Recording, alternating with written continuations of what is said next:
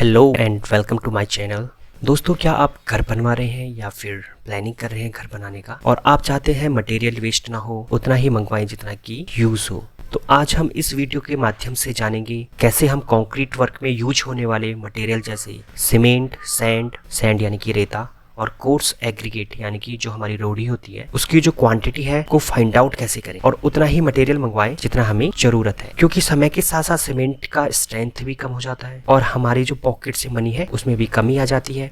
तो हमें ये जरूरी है इंश्योर करना कि हम उतना ही मटेरियल मंगवाएं जितना हमारा यूज होने वाला है। ओके, तो फर्दर डिले ना करते हुए हम इस वीडियो को शुरू करते हैं। गाइज, मान लीजिए आपके पास कोई एक स्लैब है जिसको आपको कास्ट करना है। हमारे पास कोई स्लैब है और उस स्लैब की जो डायमेंशन है वो कुछ इस प्रकार है। उसकी जो मोटाई है वो आपकी 0.15 मीटर है और उसकी जो हमारी लंबाई है वो हमारी 10 मीटर है। साथ ही उसकी जो चौड़ाई है वो चौड़ाई भी 10 मीटर की है।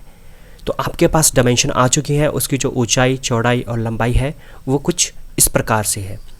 अब आपको क्या करना है कि सबसे पहले आपको ध्यान में रखना है कि उसका जो रेशियो है हमारा वो किस प्रकार का है, यानी कि जो उसको हम मिक्स कर रहे हैं, जिसमें हमारा रेता होएगा, सीमेंट होएगा और साथ ही हमारा रोडी होएगा, उसका जो रेशियो है वो हम क्या यूज़ कर रहे हैं उसको आपको ध्यान में रखना है। तो यहाँ पे हम जो यूज़ कर रहे हैं वो है 1:2:4, यानी कि 1 सीमेंट का पोर्शन है, 2 हमारा सैंड का पोर्शन है और 4 हमारा कोर्स एग्रीगेट का पोर्शन। इसके बाद हमको क्या करना है, सबसे पहले उसका वॉल्यूम हमें निकाल लेना है। वॉल्यूम निकालने के लिए आपको क्या करना है, सिंपली आपको लंबाई गुणा चौड़ाई गुणा ऊँचाई को मल्टीप्लाई कर देना है और मल्टीप्लाई करने के बाद हमारा जो यहाँ पे निकल के आ रहा है वो आ रहा है 15 मीटर क्यूब। और ये हमारा जो वॉल्यूम होएगा ना वो हमारा होएगा वेट वॉल्यूम। वेट वॉल्यूम का मतलब आप समझ सकते हैं यहाँ पे कि वहाँ पे हमारे जो सीमेंट है और सैंड है, कोर्स एग्रीगेट है, उनके बीच में जो वॉइड रेशियो था, यानी कि उसके बीच में जो खाली स्थान था वो एक दूसरे ने फिलअप कर दिया है और वो हमारा डेंस हो चुकी है। तो जब हम इसमें यूज़ करते हैं सबसे पहले तो वो हम करते हैं ड्राई वॉल्यूम।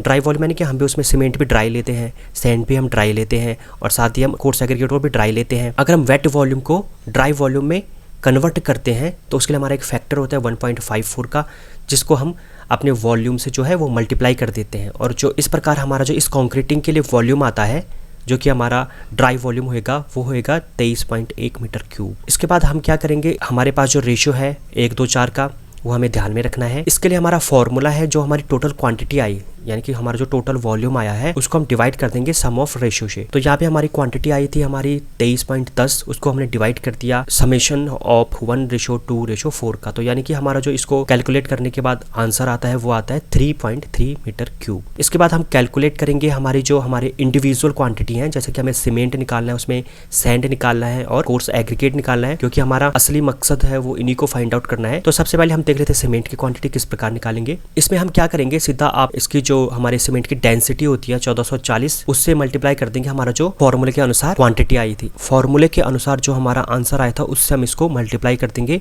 और डिवाइड कर देंगे 50 से। 50 से डिवाइड क्यों किया है, क्योंकि हमारा जो एक बैग होता है सीमेंट का वो 50 किलो का होता है। इस प्रकार से हमारा जो आ जाएगा वो 95.04 बैग ऑफ सीमेंट आ जाते हैं। अगर मैं बात करूँ 1440, वो आपको मैंने बता दिया है कि वो हमारी डेंसिटी ऑफ सीमेंट होती है।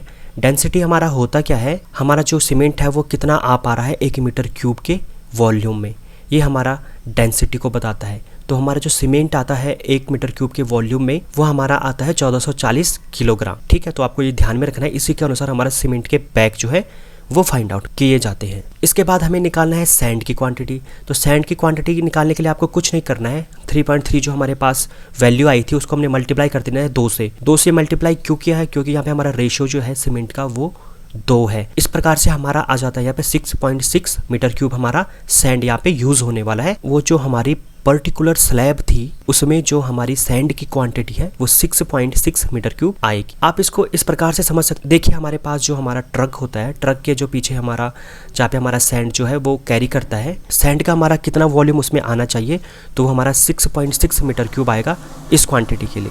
यानी कि इसको आप इस प्रकार से समझ सकते हैं, जो हमारे पास कोई ट्रक है, ट्रक के पीछे जो हमारा कैरी करने वाली जगह होती है, वहाँ पे हमारी जो उसकी डायमेंशन रहेगी वो हमारी कुछ इस प्रकार से रहती है, उसकी लंबाई, चौड़ाई और ऊंचाई कितनी है। तो यानी कि उसकी लंबाई, चौड़ाई और ऊंचाई में कितना वॉल्यूम हमारा आना चाहिए सैंड का, वो हमारा आना चाहिए 6.6 मीटर क्यूब। इसी प्रकार हम निकालने वाले हैं कोर्स एग्रीगेट को। कोर्स एग्रीगेट को निकालने के लिए आपको 3.3 को मल्टीप्लाई करना पड़ेगा 4 से। 4 से क्यों किया है, क्योंकि यहाँ पे रेशो जो है कोर्स एग्रीगेट का वो 4। तो यानी कि जो हमारा कोर्स एग्रीगेट है उसकी जो वॉल्यूम आने वाली है, जो हमें मंगवानी चाहिए एक्चुअल में, जो हम कास्ट कर रहे हैं अपनी कंक्रीट को, उसके लिए वो होती है 13.2 मीटर क्यूब, जो हमारा पर्टिकुलर अभी हम डायमेंशन को यूज़ कर रहे हैं स्लैब की। इसका भी सेम हमारा मेथड वही है, जो हमारा लंबाई गुणा चौड़ाई गुणा ऊंचाई के अनुसार कितना वॉल्यूम हमें मंगाना चाहिए। तो दोस्तों हमारे पास जो छत थी, जो स्लैब थी, उसकी जो डायमेंशन थी वो कुछ इस प्रकार थी।